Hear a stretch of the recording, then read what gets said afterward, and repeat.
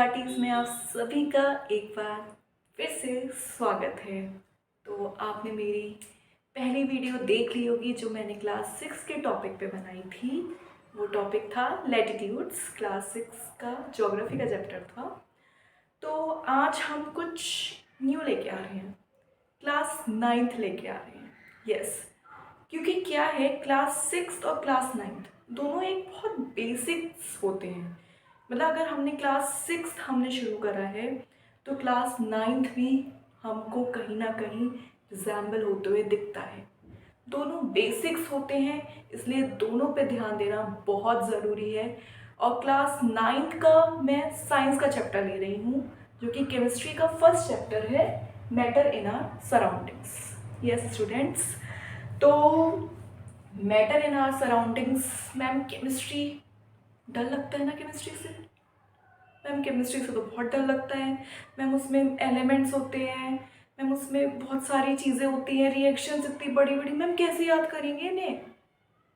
कोई प्रॉब्लम नहीं है, आप शुरुआत तो करिए। आप एक बार शुरुआत करेंगे ना तो चीज़ें ज़रूर आगे जाएंगी। तो उसी के साथ मैं क्लास 9 का chapter matter in our surrounding शुरू करने जा रही हूँ। हाँ, तो मैटर मैटर मैटर क्या होता है? आप मैटर हो, मैं मैटर हूँ, ये बोर्ड मैटर है, आपकी फ़ोन की स्क्रीन मैटर है। Everything is made up of matter. Yes, इस यूनिवर्स में जितनी भी सारी चीज़ें हैं वो सब मैटर से बनी हुई हैं। मैटर एक बहुत छोटा वर्ड है, लेकिन बहुत बड़ा मीनिंग है इसका। कोई डेफिनेशन नहीं है मैटर की, लेकिन मैटर जो है वो हमारे जो फिलोसफर्स रह चुके हैं, जो एंशियंट फिलोसफर्स थे, मतलब बहुत पहले से मैटर के बारे में बताया जा रहा है। पहले मैटर को पता है किस कैटेगरी में रखते थे, या पहले मैटर जो था उसको कैसे डिफाइन करते थे? पहले कहते थे पंच तत्व। सुना होगा आप सबने ना, पंच तत्व। यस, तो वो वर्ड था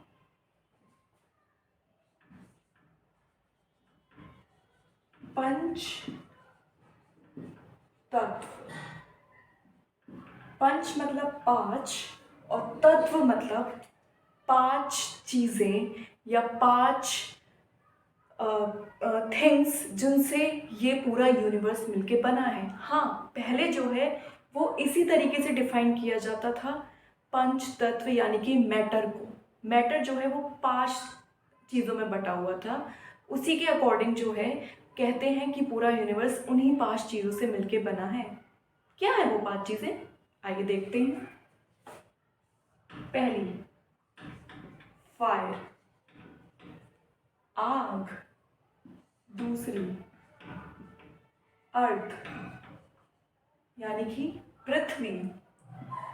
तीसरी, एयर यानी कि हवा। चौथी, वाटर यानी कि पानी। और पांचवा जो है वो है स्काई यानी कि आसमान। हाँ, पहले फिलोसफर्स जो थे वो जो मैटर को इन पांच तत्वों में डिवाइड करते थे। फिलोसफर क्या थे? मतलब जो लोग बहुत जानकारी रखते हों, ठीक है, जो बहुत बड़ी बड़ी चीज़ों के बारे में मतलब बहुत ज़्यादा नॉलेज रखते हों चीज़ों को लेके। और साइंटिस्ट भी, इवन जो साइंटिस्ट होते थे पहले, वो मैटर को इन पांच कैटेगरीज में डिवाइड करते थे। यानी कि पूरा होल यूनिवर्स जो है वो fire, earth, air, water and sky से मिलके बना हुआ है ना। लेकिन अब जब ये मॉडर्न एरा आ गया, मॉडर्न एरा मतलब जो न्यू रिसर्चेस हुई, जो न्यू साइंटिस्ट आए, उन्होंने क्या कहा? उन्होंने कहा ये जो मैटर है ना उसका दो चीज़ों में क्लासिफिकेशन है। पहला,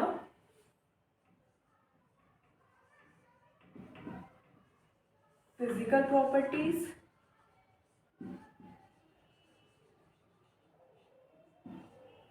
और दूसरा केमिकल नेचर। क्या है? Chemical nature. मैम बस 2, पहले तो 5 थे, अब 5। मैम 5 से सिर्फ 2 ऐसा कैसे पॉसिबल? हाँ, तो यही तो साइंस है। तभी तो साइंस जो है वो क्यों लोगों को कॉम्प्लिकेटेड लगती है या कुछ लोगों को बहुत इजी लगती है, यही रीज़न है। Science makes the things easier. Science कभी चीज़ों को कॉम्प्लिकेटेड नहीं करती है, वो हमेशा लॉजिकल आंसर देती है। ठीक है, तो वही जो है वो न्यू साइंटिस्ट ने या न्यू रिसर्चर्स ने क्या करा, मैटर को 2 पार्ट्स में डिवाइड कर दिया बस। एक फिजिकल प्रॉपर्टीज, दूसरी केमिकल नेचर। अब फिजिकल प्रॉपर्टीज़ क्या होती हैं? फिजिकल प्रॉपर्टीज़ होती हैं जैसे कि हमने सपोज करा, क्या करा, कोई चीज़ देखी, ठीक है, हमने कोई फ्रूट देखा, हमने उसको ऊपर से देखा, एप्पल देखा कि मैम ये तो रेड कलर का है, वो हमने उसकी फिजिकल प्रॉपर्टीज़ बताई। ठीक है, हमने उसकी फिजिकल प्रॉपर्टीज़ बताई कि वो देखने में रेड लग रहा है, तो वो हो गई इसकी फिजिकल प्रॉपर्टीज़। अब केमिकल प्रॉपर्टीज़, केमिकल प्रॉपर्टीज़ हो सकता है कि हमने जो है उसको जब सन की हीट में रखा, सन की प्रेजेंस में रखा, तो उसमें उसका कलर चेंज हो जाता है ना, चीज़ें ब्लैक पड़ जाती हैं, तो वो सब केमिकल रिएक्शंस होती हैं। तो यही सब रीजंस होते हैं, यही डिफरेंस है फिजिकल प्रॉपर्टीज़ और केमिकल नेचर में। देखो, नेचर कह लो, प्रॉपर्टीज़ कह लो, दोनों एक चीज़ है। हाँ, किसी चीज़ को हम या किसी भी मैटर को हम 2 चीज़ों से डिफाइन कर सकते हैं। आप खुद को ले लीजिए, छोड़िए मैटर वोटर, बहुत कन्फ्यूजन हो रही है ना, खुद को ले लीजिए, खुद एग्जाम्पल ले लीजिए। आप हैं, फिजिकली आप कैसे दिख रहे हैं? कोई आपको पहली बार देख रहा है, आप कैसे दिख रहे हैं? या आपने शीशे में खुद को देखा, मिरर में देखा, आप कैसे दिख रहे हैं? ओ, मैं ऐसे दिख रही हूँ, मैं ऐसा दिख रहा हूँ। केमिकली मतलब अंदर अंदर आप कैसे हो वो नहीं पता ना किसी को। वो पहली बार में देखकर आपको नहीं बता सकता जब तक आप उससे बात नहीं करते हो। तो वो रिएक्शंस हैं। आप किसी से बात कर रहे हो, आपके बीच में बातें हो रही हैं। आपने एक इंसान से दूसरे इंसान से बात करी तो आपको पता चला कि आप कैसे हो, आपका नेचर कैसा है। वही बात हो गई। साइंटिस्ट ने क्या करा, फिजिकल और केमिकल प्रॉपर्टीज में जो है वो मैटर को डिवाइड कर दिया। ये ज़्यादा इजियर था, पहले ऊपर से देख लो फिर अंदर से देख लो, बस खत्म चीज़ है बस। तो इसलिए इस चैप्टर में सबसे पहले हम पढ़ेंगे फिजिकल प्रॉपर्टीज। ओके, तो देखिए ये पूरा जो जिस्ट है वो एनसीईआरटी का है। ठीक है, एनसीईआरटी पूरा जिस्ट है। तो सबसे पहले हम हेडिंग डालेंगे फिजिकल प्रॉपर्टीज। Physical properties.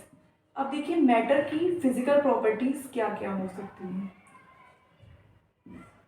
मैं आपको हेडिंग्स बताऊंगी, ठीक है, उस हेडिंग्स में क्या है अंदर कंसेप्ट वो बताऊंगी, लेकिन आपकी रिस्पॉन्सिबिलिटी है जब ये टॉपिक मैं कंप्लीट कर दूं, यानी कि आज मैं जितना पढ़ा दूं उतना आप बुक से ज़रूर कवर करेंगे।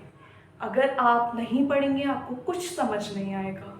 हमेशा चीज़ों को पढ़ने की आदत आ गई। ठीक है, बातें बहुत हो गई, टॉपिक पे आते हैं। तो सबसे पहला है इसका पॉइंट, मैटर जो है made up of particles. Yes, matter जो है वो पार्टिकल से मिलके बना है। ये इसकी पहली हेडिंग है। मैम पार्टिकल से मैटर, आप तो कह रही थी मैटर खुद सबसे छोटा होता है। मैंने क्या कहा, सारी चीजें मिलके मैटर से बनी है, लेकिन मैटर किससे बना है? मैटर पार्टिकल से बना है, बहुत छोटे छोटे, इतने छोटे कि आप देख ही नहीं सकते। नॉट पॉसिबल, आप देख ही नहीं सकते, इतने छोटे छोटे, बहुत छोटे होते हैं मैटर। ठीक है, मैटर आर वेरी स्मॉल, बहुत छोटे। Millions of particles can make a matter, मतलब करोड़ों लाखों जो पार्टिकल्स मिलके एक मैटर का फॉर्मेशन करते हैं। हाँ सच में।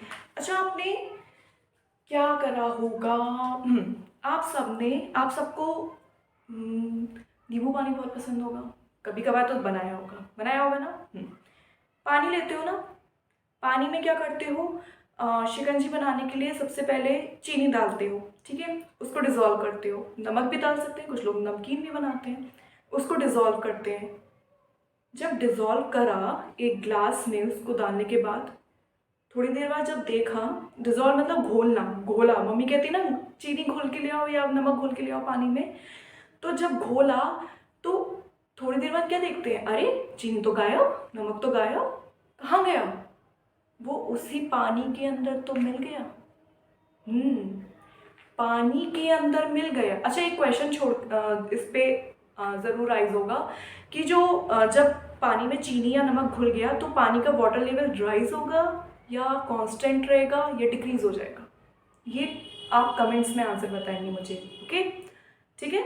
और वरना मैं इसका आंसर नेक्स्ट वीडियो में ज़रूर दूंगी। तो जब हमने पानी में नमक या चीनी घोली तो पानी में जो है नमक और चीनी घुल गई। वो क्यों घुल गई, क्योंकि जो चीनी के क्यूब्स थे ना बहुत छोटे छोटे, वो भी बहुत छोटे छोटे पार्टिकल से मिलके बने हैं। हाँ, वो पार्टिकल नहीं है, वो भी मैटर है। चीनी का एक दाना क्यूब वो भी एक मैटर है, वो भी बहुत छोटे छोटे पार्टिकल से मिलके बना हुआ है। तो यानी कि कुछ तो है। ये वाटर था, सपोज कीजिए मैंने एक बीकर ले लिया, बीकर में मैंने पानी डाला, ठीक है, फिर एक स्पून ली, स्पून में मैंने क्या करा, शुगर क्यूब्स डाल दिए, और जब ये मैंने डिसॉल्व करा तो ये तो घुल गए, ठीक है। थोड़ी देर बाद मैं क्या देख रही हूँ कि पानी जो था नॉर्मल हो गया, मतलब अब मुझे इसमें कुछ नहीं दिख रहा है, ये क्यूब्स नहीं दिख रहे हैं, पानी ऐसा हो गया। ऐसा क्यों हुआ, ऐसा इसलिए हुआ क्योंकि जो पानी के भी जो मॉलिक्यूल्स, पानी के भी जो पार्टिकल्स हैं वो भी बहुत स्मॉल पानी भी जो है बहुत स्मॉल पार्टिकल से बना है, और चीनी भी जो है बहुत स्मॉल पार्टिकल से बनी हुई है। तो हमारा पहला जो पॉइंट था वो था matter made up of particles. Matter जो है वो पार्टिकल से बने हुए हैं, ठीक है। एवरी मैटर जो भी है वो सब बहुत स्मॉल पार्टिकल से बने हुए हैं, which you can't see by your necked eyes, okay. मतलब आप किसी माइक्रोस्कोप वगैरह से ही देख सकते हैं, अदरवाइज आपको नहीं पता चलेगा कि वो पार्टिकल्स कितने छोटे हैं। बहुत माइन्यूट पार्टिकल्स हैं, माइन्यूट मतलब होता है बहुत छोटे, ठीक है। तो ये था हमारा पहला पॉइंट फिजिकल प्रॉपर्टीज का। अब जो दूसरा पॉइंट है वो है पार्टिकल्स हैव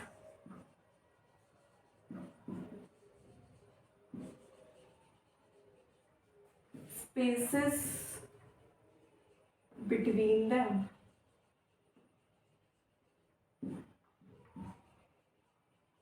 मतलब पार्टिकल्स के बीच में स्पेस होता है।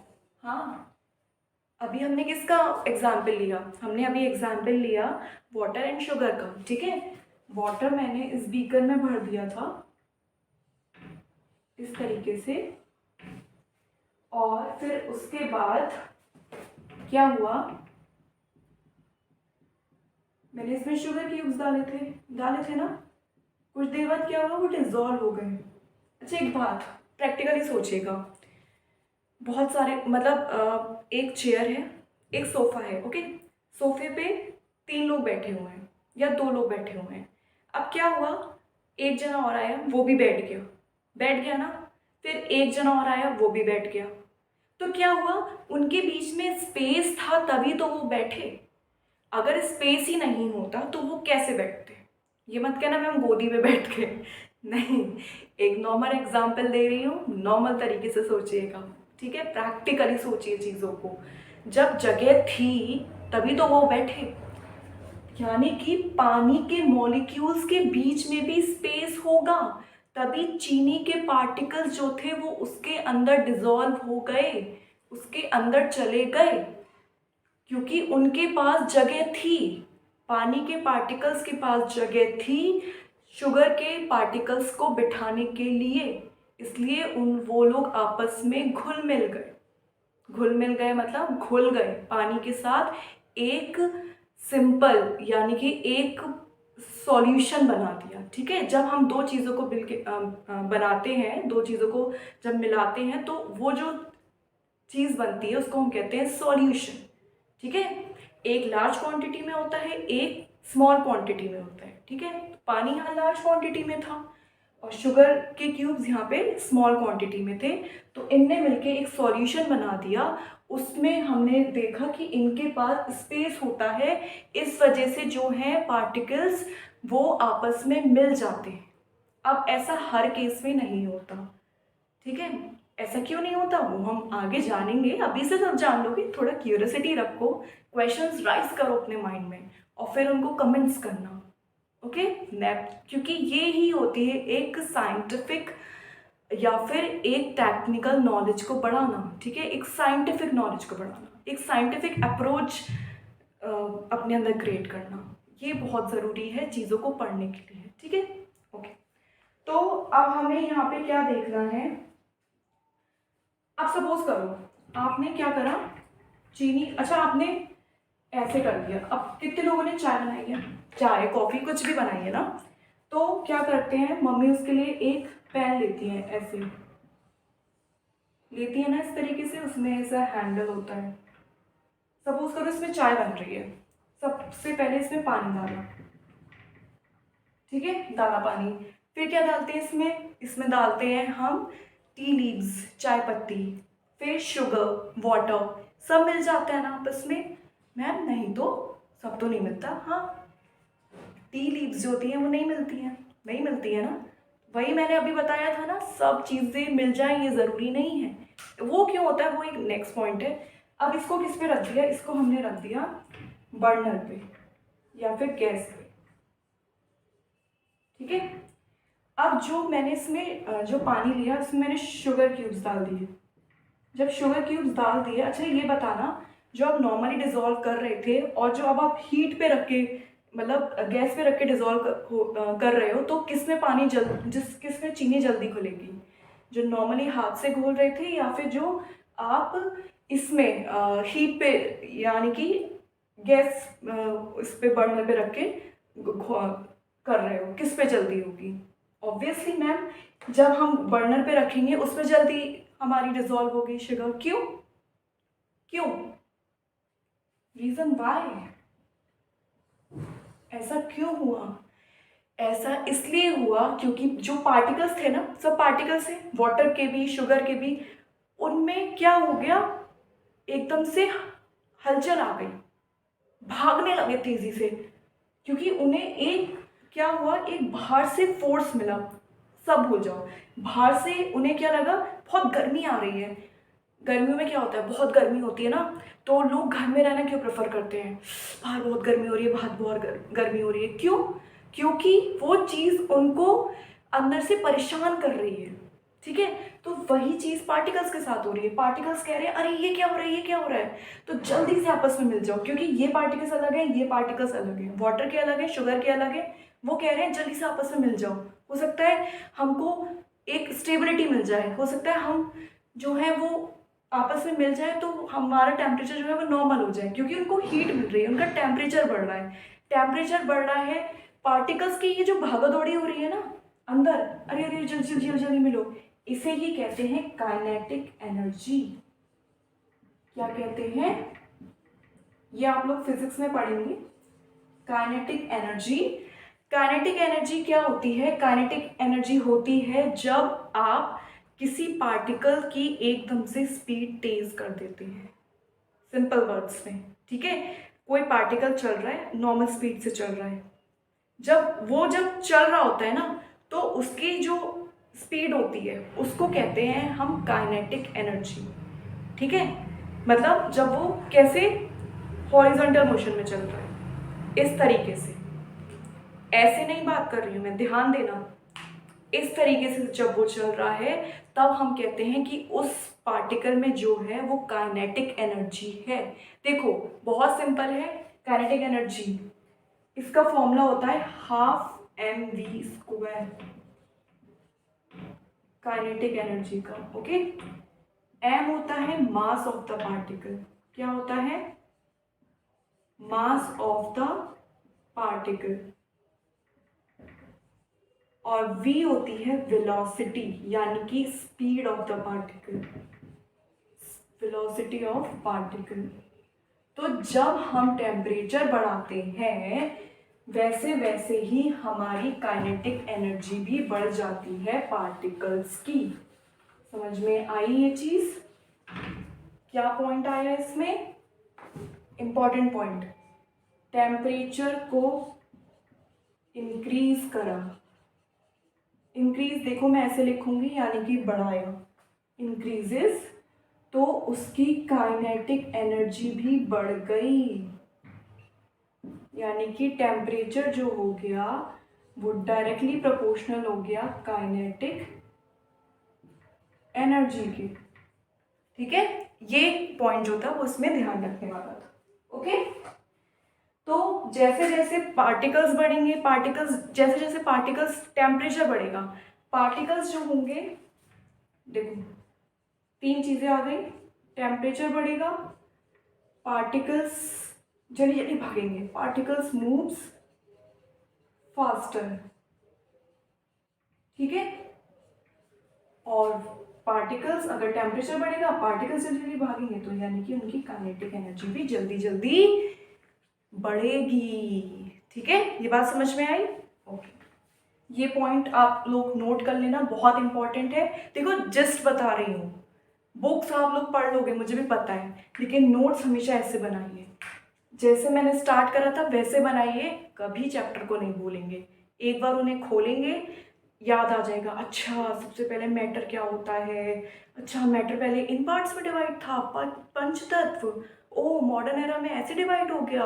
मॉडर्न एरा मतलब अभी जो न्यू रिसर्चेस हुए, न्यू साइंटिस्ट आए, उन्होंने कैसे पार्टिकल्स को डिवाइड करा। ठीक है, तो ये हमारा जो था सेकंड पॉइंट था। अब क्या हुआ, इसमें एक चीज और आती है, मम्मी किचन में खाना बनाती है, खुशबू आती है ना, खाना तो किचन में बन रहा है, खुशबू आपके रूम में क्यों आ रही है, स्मेल आपके रूम में क्यों आ रही है, अरोमा आपके रूम में क्यों आ रही है? कुछ तो है, क्योंकि जो एयर है ना, पूरा एटमॉस्फेयर है ना, उसमें कितनी सारी एयर्स हैं, कितने सारी गैसेस है ना, ऑक्सीजन, नाइट्रोजन, हीलियम, आर्गन, बहुत सारी जो है गैसेस प्रेजेंट हैं। तो यानी कि गैसेस हैं वो भी तो मैटर है, और उसमें से वो जो एरोमा निकल रही है फूड में से, वो भी तो एक तरीके से गैस में ट्रांसफर हो रही है, यानी कि उसके भी पार्टिकल्स होंगे। तो जब दो चीज़ों के पार्टिकल्स आपस में मिक्स हो जाते हैं, दो मैटर के, चीज़ मतलब दो मैटर के पार्टिकल्स आपस में मिक्स हो गए, उस प्रोसेस को कहते हैं डिफ्यूजन। क्या कहते हैं? डिफ्यूजन।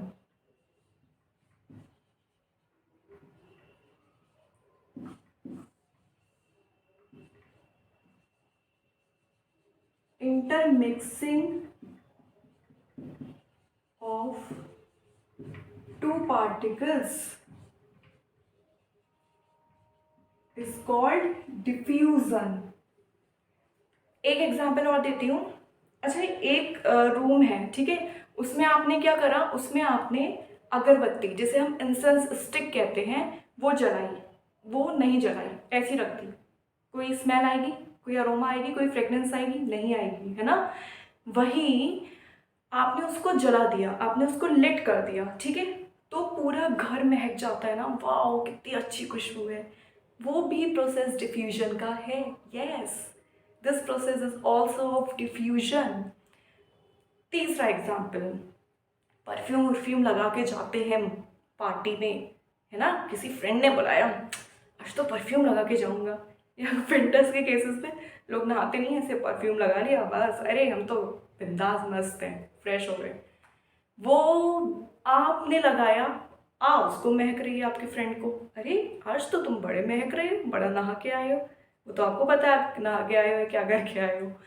तो वो भी डिफ्यूजन है, क्योंकि एयर्स के पार्टिकल्स के साथ आपके परफ्यूम के पार्टिकल्स मिक्स हो गए, आपस में मिल गए, वो भी डिफ्यूजन का प्रोसेस है, यानी कि intermixing of two particles is called diffusion. What is it called? Diffusion. Okay, तो अब हम जो है, और हाँ एक चीज और ध्यान रखना, ऑन हीटिंग, हीटिंग के साथ साथ डिफ्यूजन भी बढ़ेगा। आप टेम्परेचर बढ़ाओगे, डिफ्यूजन बढ़ेगा। मैम कैसे? खाना बना रही थी मम्मी, है ना। जितनी तेज फ्लेम होगी बर्नर की, जितनी तेज, खाना उतनी जल्दी जल्दी जल्दी जल्दी बनेगा ना, उतनी जल्दी जल्दी उसकी जो है वो गैस जो होगी वो बाहर आएगी, उतनी जल्दी वो एटमॉस्फेयर में मिलेगी, है ना, उतनी जल्दी एटमॉस्फेयर के पार्टिकल्स के साथ मिलेगी। तो जैसे जैसे आपने हीटिंग करी, हीटिंग बढ़ाई, वैसे वैसे आपका डिफ्यूजन का प्रोसेस भी तेज हो गया। ठीक है, एक लास्ट जो टॉपिक जो इसका है वो है पार्टिकल्स। थर्ड पॉइंट है हमारा का, particles attract each other. Particles एक दूसरे को अपनी तरफ खींचते हैं। अच्छा, एक एग्जाम्पल है, एक आपने आयरन नेल ली, यानी कि कील ली, ठीक है, और एक आपने चौक का पीस लिया और एक आपने रबर बैंड लिया। चलिए रबर बैंड छोड़ते हैं, नेल ली और चौक का पीस लिया, किसको इजीली तोड़ पाएंगे हाथ से? किसको इजीली तोड़ पाएंगे बताइए? आयरन नेल को या चौक पीस को? चौक पीस को। क्यों मैम, ऐसा क्यों? दोनों है तो सॉलिड ना, देखिए वो भी सॉलिड है, वो भी सॉलिड है, हाँ दोनों सॉलिड है, लेकिन यहाँ आ जाता है पार्टिकल्स के बीच की अट्रैक्शन। पार्टिकल्स कितनी कस के एक दूसरे को पकड़े हुए हैं, जितनी कस के पार्टिकल्स आपस में एक दूसरे को पकड़े होंगे, उतना ही अच्छी तरीके से उनके बीच में जो होती है वो इंटरमॉलिक्यूलर फोर्स होता है, यानी कि इंटरमॉलिक्यूलर फोर्स। मैम इसका मतलब क्या होता है इंटरमॉलिक्यूलर फोर्स?